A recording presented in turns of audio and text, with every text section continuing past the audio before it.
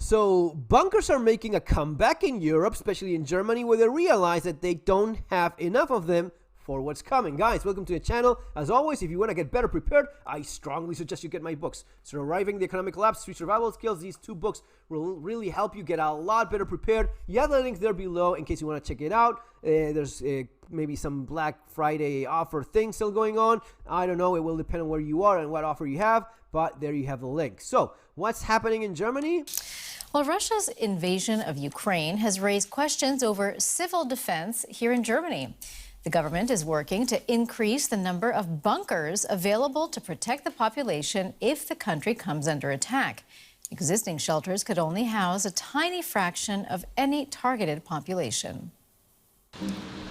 In the event of war, this is where the German public can seek shelter. The country's few operational bunkers offer room for up to 480,000 people, less than 1% of the population. Bunkers for less than 1% of the population is what Germany has. Now, countries like Switzerland, they have for over, I think Switzerland can put underground over 110% of its population. Yes, that's right. They have more bunkers than their entire population. That's fucking Switzerland. That's why I love that damn place. Germany, not so much. 1% of the population is what they can look after. Why is that? Well, because they became complacent, because they became comfortable in this position of nothing's gonna happen, and besides we're in NATO, and you know NATO is super cool, they'll always have our back, so why would we prepare? And then you realize that the world has changed, the world has moved, as Stephen King, and maybe his best work, the Gunslinger. By the way, if you haven't read that, I know that Stephen King is a little bit of a commie loony, but the Gunslinger, that's a great book that you did, especially the first couple of ones. You have to read that. And the Gunslinger, which is basically a gunslinger, like a Clint Eastwood sort of gunslinger that moves in between different worlds. And the world, he says, the gunslinger says that the world has moved. What he means by the world has moved is the world has changed in ways that you just could not possibly understand. We went from believing certain things were set on stone, certain things, certain values. We don't have that anymore. There's no values here anymore. There's no dignity, no respect, no word in what you committed to. And what you see happening here is the growing threat of a potential conflict with Russia.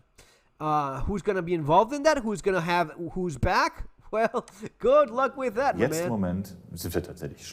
the moment, we are actually in a poor position. There is a lack of both structural infrastructure and awareness among the population. There is a very much lack of awareness in the population. I've done videos like this before talking about how in Sweden, they are preparing people for the idea. There's these manuals. There's a conversation going.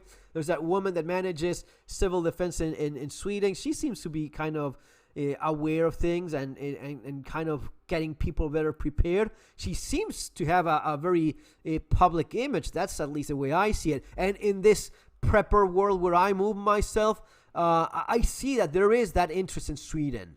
You know, Swedish people are, and in general in these Nordic countries, they are maybe a little bit closer, especially if you're bordering with them. Definitely in Poland. Poland is not playing, man. Poland is really getting very much ready for war with Russia. They are not planning on rolling up and belly up. No, Poland is ready to fight.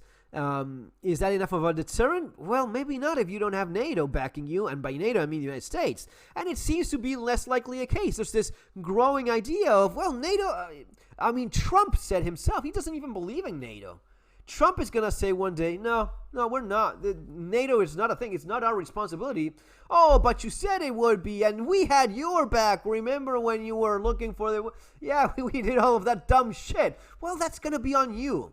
Right? The United States is not going to be fighting in Ukraine. It's not going to be fighting in Poland. It's not going to be fighting in Germany. It's done. That's not happening. It won't happen, right? NATO Article 5. Well, so what? You're going to what? You're going to force the United States to fight for the survival of Europe? Why would an American care about any of that? Why would an American spend a single dollar in that? Why? You may be, but we do that with Israel. Well, because those are different interests. Maybe those are even different people running shit or whatnot. Maybe those are people, they are actually running everything. Who knows? But it's not going to happen. And Europe is waking up to that idea. And Europe is not prepared. Now, some countries are better prepared than others. Some countries are more exposed than others. It's probably going to be the closer you are to Russia, the more of a threat Russia is for you. When they come up from their private bunkers, and the world has completely changed. So I think it gives them a feeling of protection, but it won't protect them, because how much food will you store there?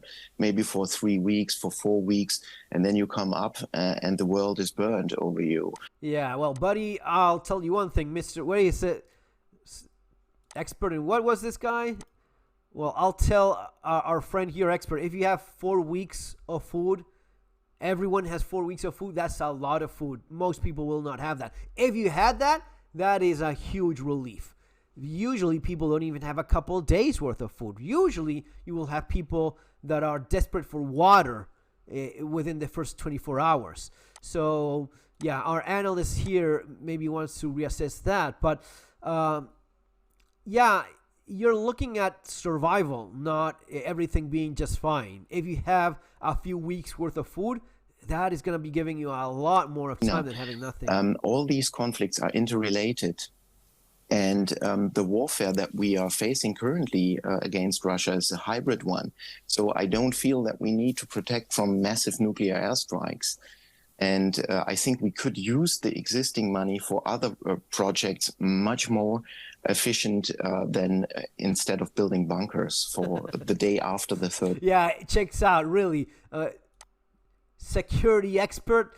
Yeah, dude, I don't know what you do, but that's not it. Look, people being prepared is always much better than not being prepared. We see this time and time and again. Every single time you have a conflict, you have people that are being displaced.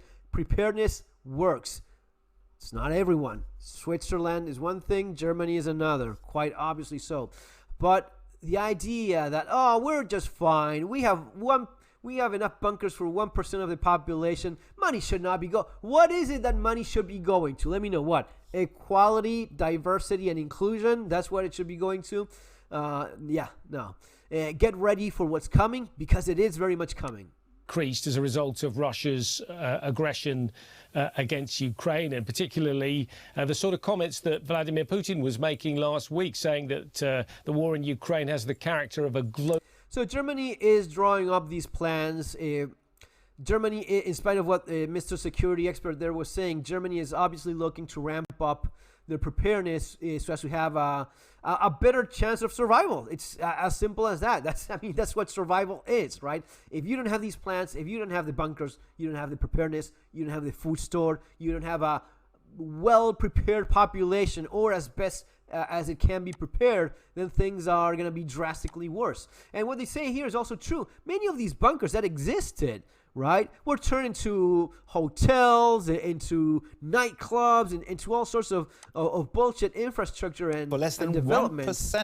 The population, of course, is 83 million. 0.6. And the number has fallen in recent years, as was mentioned in the report.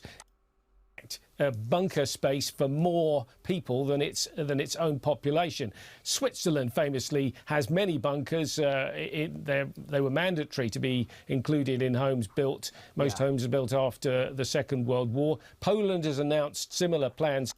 Obviously got a long border with Russia. It feels the threat from there, I think, quite keenly. And I believe the Finnish capital, Helsinki, has got, in fact, bunker space for more people than its own population. Yeah, fucking Nordic people, Finland. I mean, yeah, that's why those guys are the best at what they do. You know, those guys, they have a very healthy approach to civil defense, right? And their entire societies, yeah, sure, weather sucks, but their societies are so much better.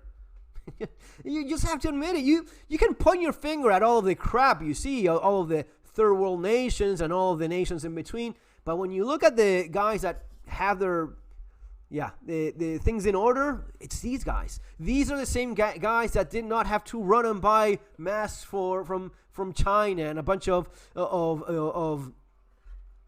medical supplies. They already had that ready for for a pandemic, because they had prepared for, they had obviously some civil defense person that said, okay, these are the potential risks we could face, and we have to prepare for this, and of course one of those is large scale pandemic. Okay, what is that we're gonna need for it? Well, a bunch of other things. We'll get them, we have them stored, we have them ready, and then you don't have to run around like scared about, oh, where can I buy this? No, you already have it because you prepared.